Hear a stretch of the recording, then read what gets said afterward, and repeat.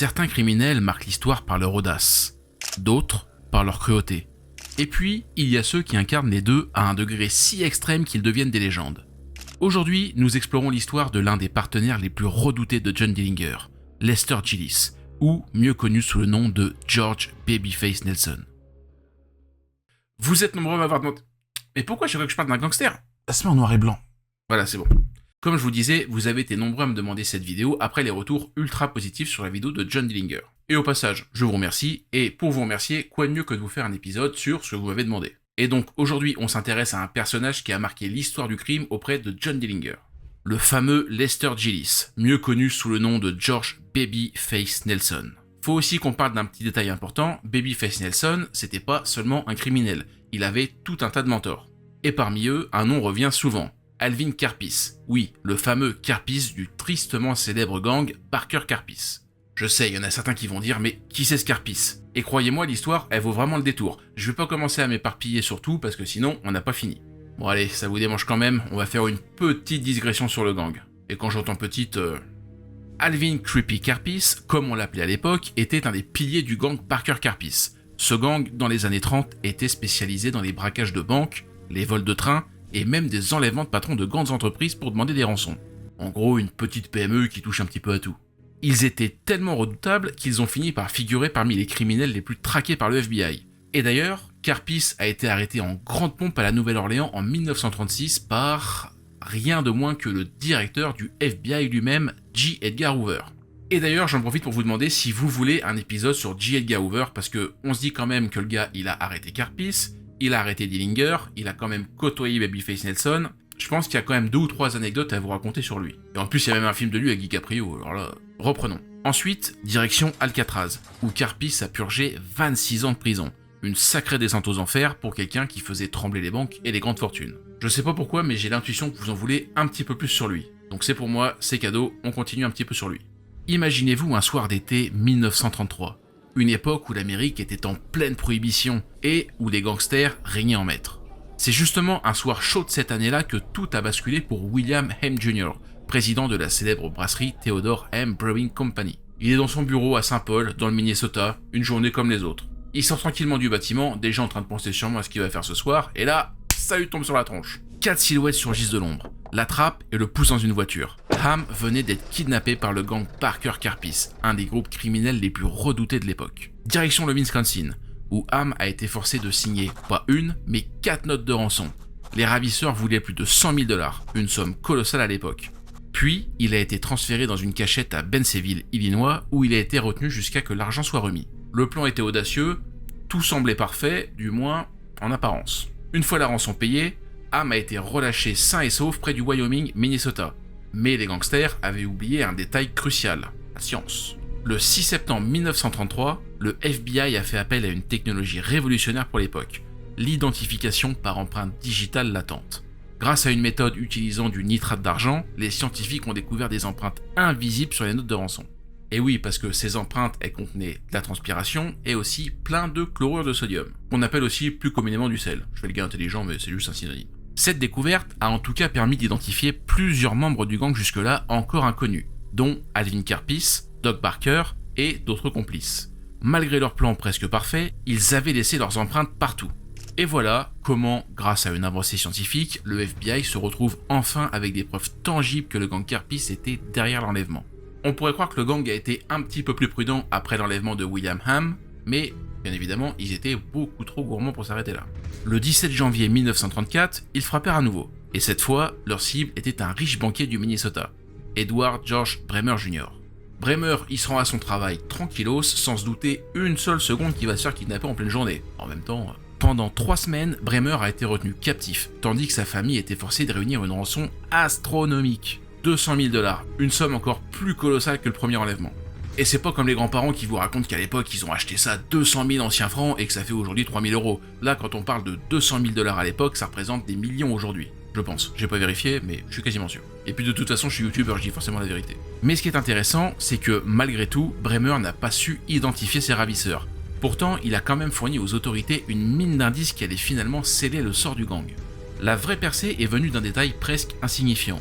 Un simple bidon d'essence vide, retrouvés par un policier local le long de la route qui avait emprunté les criminels. Sur ce bidon, les enquêteurs ont découvert plein d'empreintes digitales. Et pas n'importe lesquelles, celles d'Arthur Doc Barker. Et là, c'est l'effet domino. Une fois que le FBI ils ont réussi à l'identifier, ils remontent très vite toute une liste de complices. Et parmi eux, son frère Fred Barker, le célèbre Alvin Karpis et d'autres membres du gang comme Harry Campbell, Fred Gotts, Russell Gibson et Volney Davis. Et si vous voyez ma tête sur les deux personnages, c'est que j'ai pas trouvé de photo. Après le second enlèvement, le gang il se doute bien que la traque du FBI elle va un peu s'intensifier. Alors, ils ont pris une décision toute simple, se séparer et disparaître. Certains ont même fui jusqu'à Cuba, tandis que d'autres se sont fait opérer en secret pour modifier leurs empreintes digitales et changer leur apparence. Et oui, ça se faisait déjà à l'époque de la chirurgie esthétique pour effacer ses traces, on se croirait dans Volte-Face avec Castor Troy. Mais la plupart ont préféré une approche plus pragmatique, partager le butin de la rançon et trouver des moyens de blanchir l'argent. C'est ainsi que Fred Baker et Harry Campbell se sont retrouvés à Miami en septembre 1934 sous deux faux noms. Ils se sont inscrits à l'hôtel El Commodore où ils furent rapidement rejoints par Kat Barker, plus connue sous le nom de Ma Barker, la célèbre mère qui épaulait ses fils criminels. Fred cherchait un endroit tranquille pour se cacher et grâce au directeur de l'hôtel, il a trouvé un cottage isolé près du lac Vert en Floride. Une planque idéale ou presque. Et pendant ce temps-là, les agents du FBI ils avancent tranquillos sur l'enquête. En décembre 1934, ils ont suivi une piste menant Doc Barker dans une maison de Chicago. Et le 8 janvier, il a été arrêté sans incident. Mais plus tard cette nuit-là, quand les autorités ont tenté d'arrêter Russell Gibson, la situation a totalement dégénéré. Armé jusqu'aux dents et équipé d'un gilet pare-balles, Russell Gibson, il ouvre le feu sur les autorités. Et malheureusement, il a été mortellement blessé dans l'échange. C'est dans cet appartement que les agents ont fait une découverte cruciale. Une carte de Floride avec un endroit bien précis encerclé, le lac Vert. Ils savaient maintenant précisément où se trouvait la cachette de Barker. Le 16 janvier 1935, à l'aube, les agents du FBI dirigés par Earl Connelly encerclent le chalet. Et là, ils demandent aux occupants de se rendre. Silence. Ils ont attendu 15 minutes, toujours rien. Ensuite, les agents ont tenté de négocier. Puis, face au silence, des grenades lacrymogènes ont été lancées contre les fenêtres. Un cri retentit. « D'accord, allez-y !» Mais à peine avaient-ils baissé leur garde que des tirs de mitrailleuses ont éclaté depuis l'étage. Les agents ont immédiatement riposté. Et c'était pas un échange de tirs rapides, c'était un véritable siège. Pendant près d'une heure, des coups de feu ont éclaté des deux côtés. Ce fut ce qu'on peut plus communément appeler une fusillade féroce. Puis, à 10h30, tout s'est arrêté. Plus un bruit. Lorsque les agents sont entrés dans la maison, la scène qu'ils ont découverte était digne d'un champ de bataille. Fred Barker et Ma Barker gisaient morts, criblés de balles. Mais c'est pas tout. Les agents ont aussi mis la main sur une cache d'armes impressionnante, comprenant des mitrailleuses, des fusils et une quantité massive de munitions. Une véritable armurerie. Preuve que le gang était prêt à tout pour résister. Ce jour-là, le 16 janvier, marquait la fin tragique et violente de Fred Barker et de sa mère Ma Barker. Ce n'était pas seulement la fin d'une famille criminelle, mais aussi un tournant dans la lutte contre le crime organisé aux États-Unis. Et c'est sur cette note dramatique que l'on peut considérer la fin de l'histoire du gang Barker Karpis. Attendez, je me rends compte que j'ai un peu dérivé là. J'étais juste censé vous parler d'Alvin Karpis.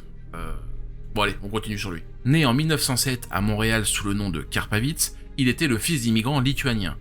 Sa famille a déménagé au Kansas, mais Alvin avait déjà une autre destinée en tête. À seulement 19 ans, il a été envoyé en prison pour cambriolage. Et après une évasion de prison en 1930, il a décidé de se lancer pleinement dans le crime aux côtés des Barker. Braquage de banque, vol de voiture, meurtre, bref, vous connaissez la musique. Tout ça, c'était avant même que les célèbres enlèvements de Ham Jr. et Bremer ne fassent de lui une cible prioritaire pour le FBI. Et c'est là qu'entre en scène J. Edgar Hoover, le directeur du FBI. Et d'ailleurs, petite anecdote à son sujet, de toute façon dans l'épisode on n'est plus à ça près. En avril 1936, Hoover s'est retrouvé face au sénateur du Tennessee, Kenneth McKellar, qui lui reprochait de demander toujours plus de fonds pour le FBI.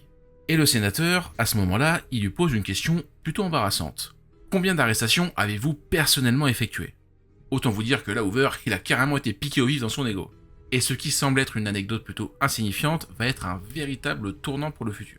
En effet, lorsque les agents ont localisé Karpis à la Nouvelle-Orléans, plus tard ce mois-là, Hoover s'est assuré d'être là en personne. Le 1er mai 1936, après des jours de surveillance sur Canal Street, le moment tant attendu est arrivé.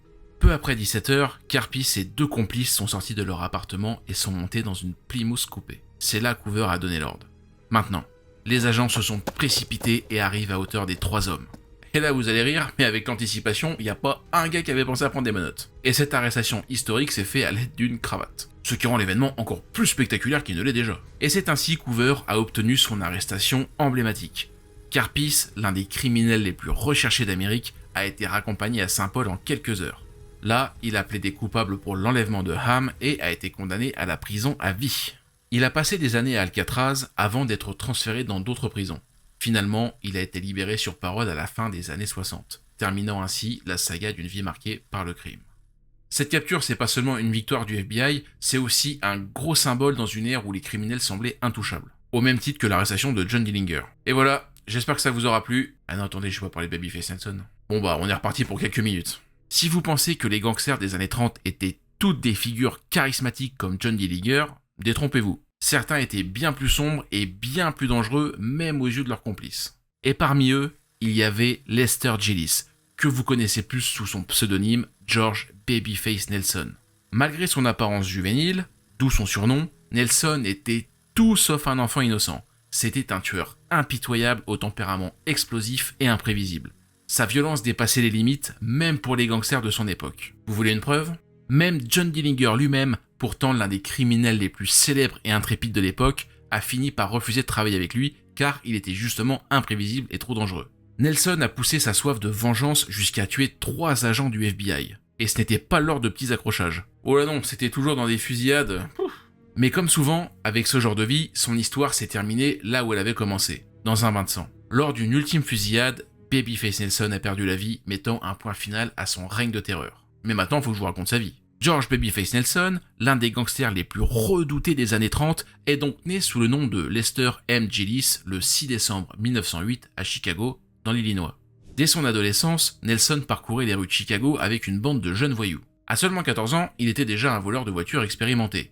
Son surnom, Babyface, venait de son apparence juvénile, qui contrastait fortement avec sa personnalité impitoyable. Les surnoms criminels, ça aussi c'est toute une histoire, mais je vais pas encore faire une discrétion là-dessus parce que sinon on va jamais en finir, mais par contre si vous voulez un épisode spécial là-dessus, dites-le moi dans les commentaires. Au début, les crimes de Babyface, on va dire pour l'époque c'était un peu classique. Vol de pneus, production d'alcool de contrebande, et bien sûr, braquage à main armée. Cela pourrait s'arrêter là si Baby Nelson n'avait pas cette ambition démesurée qui l'animait, gravir les échelons du monde criminel. En 1922, il est reconnu coupable de vol de voiture et envoyé dans un foyer pour garçons. Libéré 2 ans plus tard, il n'a pas tardé à retourner derrière les barreaux, toujours pour des accusations similaires. Ouais, je pense vraiment que ses parents ils ont pas dû lui acheter de voiture quand il était petit. Mais le crime n'était pas la seule chose qui l'animait dans sa vie. Ah oui, il y avait des femmes aussi. En 1928, Nelson a rencontré Helen Wozniak, une vendeuse qui l'a épousée. Helen, devenue Helen Gillis, est restée à ses côtés, fidèle jusqu'à la fin.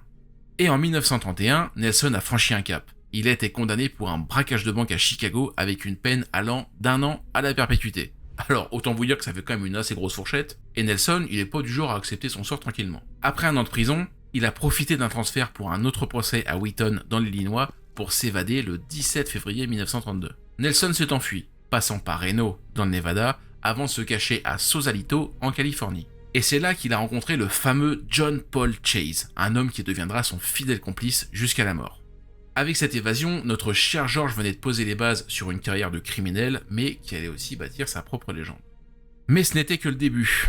La suite, une montée en puissance dans le crime organisé, des braquages audacieux et une fin tragique. Mais avant ça, je vous parle très vite de John Paul Chase pour que vous compreniez un petit peu qui c'est. Je vous remets le personnage. Né le 26 décembre 1901, Chase a grandi en Californie et mené une vie ordinaire ou presque. Il a quitté l'école en 5e pour travailler dans un ranch près de San Rafael, puis comme apprenti machiniste dans un atelier ferroviaire. Mais tout a changé en 1930 lorsque Chase s'est associé à une opération de contrebande d'alcool liée au crime organisé. Et c'est dans ce milieu qu'il a rencontré Babyface Nelson, fraîchement arrivé de son évasion en Californie. Nelson, toujours à la recherche de nouvelles opportunités criminelles, a commencé à travailler avec Chase comme garde armée pour protéger les camions de contrebande. Et leur relation est vite devenue plus qu'un partenariat. Ils sont devenus des amis proches, au point que Chase présentait parfois Nelson comme son demi-frère. Pendant un temps, Nelson s'est installé en Californie avec sa femme Helen. Mais en mai 1933, il quitte l'État pour l'Indiana où il commence à se mêler à des criminels influents comme Homer Van Meter. Et on n'est pas sûr à 100%, mais on pense que c'est là qu'il a commencé à faire ses premières petites affaires avec John Dillinger.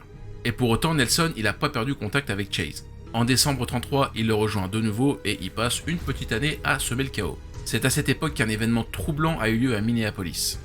Un homme est abattu et les autorités identifient la voiture des tueurs comme appartenant à Nelson. Plus tard, Nelson et Chase se rendent à Reno, Nevada, après un passage rapide dans l'état de Washington. Mais Reno sera le théâtre d'un autre drame. Chase a raconté dans une interview que Nelson avait tué un homme lors d'une altercation. Ce meurtre n'était pas anodin, la victime était un témoin clé dans une affaire de fraude postale. Ce meurtre montre à quel point Nelson est incontrôlable et à quel point il n'hésite jamais à éliminer n'importe qui se met en travers de son chemin.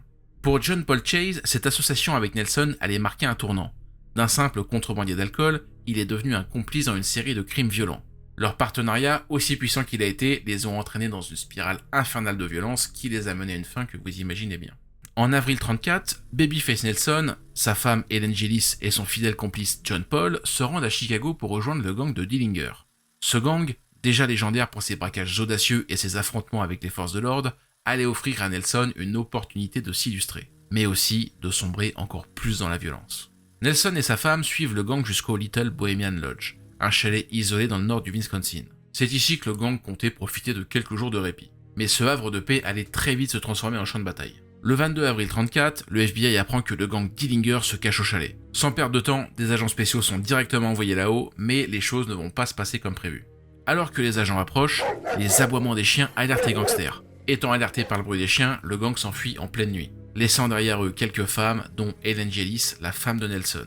Nelson, lui, prend une autre direction. Dans sa fuite, il s'introduit de force dans une maison voisine et prend 2 otages. Et là, ce n'était que le début de la tragédie. Peu après, une voiture arrive sur les lieux. À bord, 2 agents spéciaux du FBI, J.C. Newman et Carter Baum, ainsi qu'un policier local. Et ils ne savent pas encore qu'ils s'apprêtent à faire face à un des plus grands criminels des États-Unis. Alors que leur voiture s'arrête, Nelson, malgré sa petite taille, seulement 1m60 pour 60 kg, surgit pistolet automatique à la main. Il leur ordonne de sortir du véhicule. Mais avant même qu'ils ne puissent réagir, Nelson ouvre le feu. Les balles fusent et l'agent spécial Carter Baum est tué sur le coup, abattu par une série de tirs violents et impitoyables. Les 2 autres hommes sont gravement blessés. Nelson, fidèle à sa réputation, s'enfuit à nouveau, laissant derrière lui un sillage de chaos et de sang. Ce meurtre brutal a marqué un tournant. Nelson n'était plus seulement un braqueur ou un fugitif, mais un tueur de fédéraux. Un acte qui le plaçait définitivement en haut de la liste des criminels les plus recherchés d'Amérique. Après la tragédie du Little Bohemian Lodge, Babyface n'a pas ralenti. Toujours en cavale, il retrouve rapidement son complice fidèle, John Paul Chase. Quelques semaines plus tard, sa femme Helen Gillis, libérée sur parole, les rejoint. Ensemble, ils trouvent refuge près du lac Geneva dans le Wisconsin, mais ce calme apparent ne durera pas. Le 23 juin 1934, une nouvelle pression s'abat sur Nelson.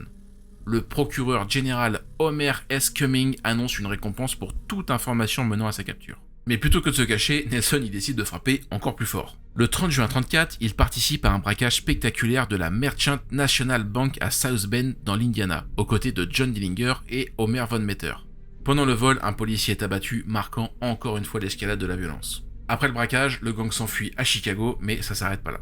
Peu de temps après, 2 policiers sont abattus sur Wolf Road, à l'extérieur de Chicago, lorsque Nelson, fidèle à sa réputation, ouvre le feu sans hésitation. Mais la donne change le 22 juillet, lorsque John Dillinger, le célèbre chef de gang, est abattu par le FBI. Avec la mort de Dillinger, Nelson devient la nouvelle cible prioritaire pour les autorités.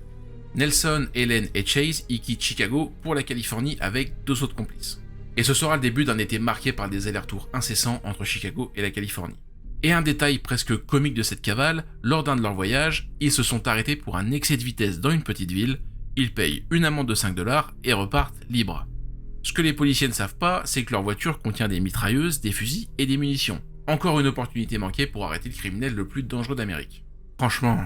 Fin août 1934, le groupe retourne à Chicago, mais Nelson, toujours en mouvement, se rend au Nevada tandis que Chase part à New York. Le 10 octobre 1934, il se retrouve près de Minden, dans le Nevada, prêt pour une nouvelle série de crimes. Ensuite, il retourne à Chicago, où il vole une voiture le 26 novembre avant de se rendre dans le Wisconsin, continuant à semer le chaos sur leur passage. Et chaque étape de leur cavale rapproche Nelson de la fin. Mais jusqu'à ce moment fatidique, il reste insaisissable pour les autorités. Le 27 novembre, la traque de Babyface Nelson atteint son apogée. C'est Samuel Coley, inspecteur du FBI à Chicago, qui est chargé de le retrouver. Et ce jour-là, il reçoit une information cruciale. Nelson a été aperçu au volant d'une voiture volée. 2 agents repèrent rapidement le véhicule de Nelson près de Barrington, dans l'Illinois. Mais avant qu'ils ne puissent intervenir, Nelson contourne leur voiture et son complice, John Paul Chase, ouvre le feu avec un fusil automatique, tirant 5 balles. Les agents ripostent et un coup de feu atteint le radiateur de la voiture de Nelson, la rendant inutilisable. Mais vous le connaissez, Nelson c'est pas le genre à baisser les bras facilement. C'est alors que l'inspecteur Coley et l'agent spécial Herman Edward Hollis entrent en scène. Ils poursuivent Nelson et Chase à bord d'une voiture. La chasse les mène jusqu'à l'entrée de Northside Park, où Nelson fait brusquement un écart et s'arrête. Avant même que Coley et Hollis ne puissent sortir du véhicule, Nelson et Chase les criblent de balles avec leurs armes automatiques. La fusillade, brève mais intense, n'a duré que 4 ou 5 minutes. Mais elle est fatale. L'agent spécial Hollis est tué sur le coup. L'agent spécial Coley, gravement blessé, succombe à ses blessures tôt le lendemain matin. Sauf que Nelson, lui aussi, est grièvement blessé. Malgré cela, Chase l'aide à monter dans la voiture de Coley, transférant rapidement les armes et les objets de leur véhicule endommagé à celui des agents. Pendant ce temps-là, Helen Gillis, la femme de Nelson, reste allongée dans un champ à l'abri du chaos. Lorsque Chase démarre la voiture, Helen saute dans la voiture et y démarre, filant tout droit, laissant un carnage derrière eux. Mais les blessures de Nelson sont trop graves. Il rend son dernier souffle ce soir-là, vers 20h. Le lendemain, son corps est retrouvé par le FBI, abandonné près d'un cimetière de Neal Center dans l'Illinois après un appel téléphonique anonyme. La fin de Nelson ne marque pas seulement la chute de l'un des criminels les plus recherchés d'Amérique, mais aussi une perte tragique pour les forces de l'ordre. 2 agents sont morts en essayant de le capturer, et leur sacrifice ne sera jamais oublié. Quant à Helen Gillis, la femme de Nelson, elle est arrêtée 2 jours plus tard, le 29 novembre. Ayant violé les conditions de sa libération conditionnelle, elle est condamnée à 1 an et 1 jour de prison. Ainsi se termine l'histoire de Babyface Nelson, un criminel dont la violence et l'imprudence auront marqué toute une époque. Mais cette fin tragique rappelle aussi le prix élevé que les forces de l'ordre ont payé pour ramener un semblant de justice dans une Amérique gangrénée par le crime organisé. Et pour ceux qui le demandent, après avoir laissé derrière lui le corps de Babyface Nelson, John Paul Chase retourne à Chicago. Là, il tente de se fondre dans la masse. Le 30 novembre 1934, il décide de répondre à une annonce dans le journal pour être chauffeur à Seattle. Et pour décrocher ce job, il se rend dans un commissariat pour obtenir un permis de conduire. Ironiquement, Chase, recherché pour des crimes graves, n'est pas inquiété. Et la raison, c'est que sa seule arrestation remontait en 1931 pour un simple état d'ivresse. Mais Chase n'allait pas rester invisible bien longtemps. Début 1934, des agents du FBI basés à San Francisco commencent à interroger ses anciens employeurs et associés. Ils les préviennent de les contacter s'ils le croisent. Et c'est exactement ce qui se passe le 27 décembre 1934, lorsque Chase, désespéré, tente d'emprunter de l'argent à des employés d'une écloserie de poissons à Munchashta, en Californie. Prévenu immédiatement, le FBI et la police locale passent à l'action. Le chef de police, A.L. Roberts, met fin à sa cavale en appréhendant Chase. Et le 31 décembre, Chase est transféré à Chicago, où il devient la première personne jugée en vertu d'une nouvelle loi fédérale, celle qui rend le meurtre d'un agent du FBI en service une infraction fédérale. C'est quand même fou de se dire que ça n'existait pas avant, comme quoi la justice ça évolue vraiment avec son temps. Son procès commence le 18 mars 1935, et en moins d'une semaine, le verdict tombe. Chase est reconnu coupable du meurtre de l'inspecteur Coley. Il est condamné à une lourde peine et il est envoyé à Alcatraz le 31 mars. Mais l'histoire s'arrête pas là. En 1954, Chase est transféré au pénitencier de Leavenworth au Kansas. Bien qu'il ait purgé sa peine pour Coley, il avait une autre accusation au-dessus de la tête. Celle du meurtre de l'agent spécial Herman Edward Hollis. Étonnamment, ce dossier traîne pendant 20 ans, et finalement, en 1955, un juge rejette l'accusation, estimant que Chase n'a pas eu de procès dans un délai raisonnable. Avec cet acte d'accusation écarté, John y devient éligible à la liberté conditionnelle. Après plusieurs refus, Chase est finalement libéré sur parole le 31 octobre 1966. Il retourne en Californie, où il mène une vie discrète comme gardien pendant 6 ans. Et pour finir, John meurt d'un cancer le 5 décembre 1973 à Palo Alto, en Californie. Une vie marquée par des crimes, des fuites et un système judiciaire qui a parfois peiné à suivre. Une trajectoire pleine de rebondissements où le hasard a souvent joué un rôle clé. Et voilà, finito, j'espère que vous aurez aimé l'épisode. Il y a eu beaucoup de discrétion, on a quasiment 3 épisodes en un, mais il fallait le faire. Vous vouliez un épisode sur Babyface Nelson, votre serviteur l'a fait pour vous. En attendant, likez, commentez, dites-moi dans les commentaires si ça vous a plu, dites-moi ce que j'ai foiré, dites-moi ce que vous avez aimé, à un moment donné, il faut qu'on se dise tout. En attendant, je vous mets le Insta ici, n'hésitez pas à vous abonner, je fais d'autres contenus sur Instagram, je vous mets des petits carousels, des petites infos, et on se voit dans 2 semaines, n'hésitez pas à partager la vidéo si ça vous a plu, commentez, likez encore une fois, on se voit dans 2 semaines, à bientôt, bye.